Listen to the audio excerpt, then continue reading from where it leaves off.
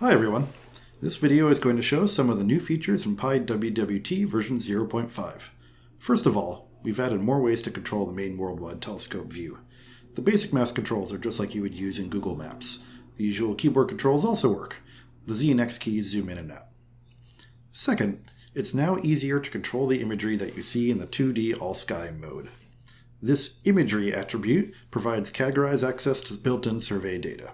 The documentation shows how to get a comprehensive list of all the surveys that are available. There's also a foreground opacity attribute that lets you blend between two surveys. We've also improved our integration with Aster PI. For instance, if you have an Aster PI skycord object, you can pass it to the center on coordinates method to, well, center the view on those coordinates. The FOV parameter controls the zoom level. And note that we're specifying it using Aster PI units. Here's a fun new feature. We now also include a library of FOV footprints associated with various well-known telescopes.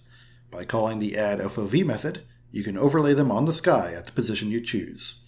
This could be helpful for planning observations, for instance, to see if you can cover multiple targets in a single observation, or seeing if two archival observations overlap a target of interest. Here we compare Hubble WIF-C3 and Spitzer IRAC, also showing one of the knobs that lets you control the color used in the FOV overlay. Along with these FOVs, pywwt also includes a generic system for overlaying lines, polygons, and circles on the WWT sky view. Finally, we'll make these FOVs going away by calling the remove method.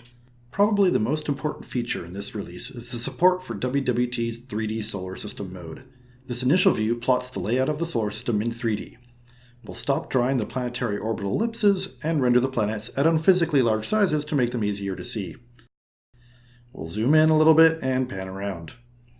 The track object method centers the view on the object of your choice.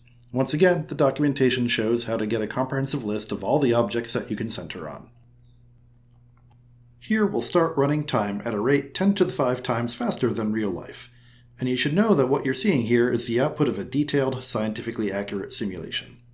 You probably won't be surprised to learn that you can set the current time using Aster PI time objects.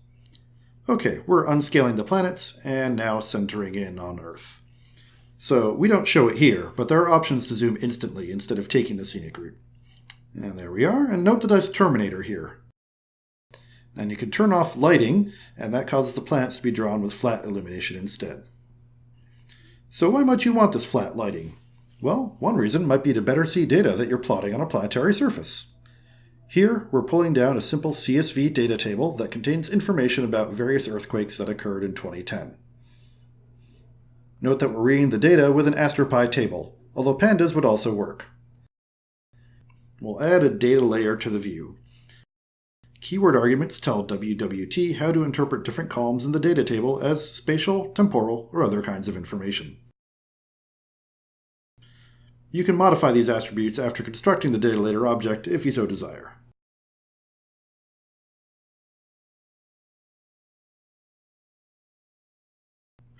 Oh, oops. Well, let's fix that. And here we'll tell WWT that the event altitude is a depth relative to the planetary surface. We could also use a distance from the center. The difference isn't perceptible here, but finally, let's set the units correctly. Note again that this is using Aster PI. And there we are. Of course, the same APIs that let you plot data on the Earth can also be used to plot data on other planets or the celestial sphere. Thanks for watching. Visit this URL to learn more about pywwt.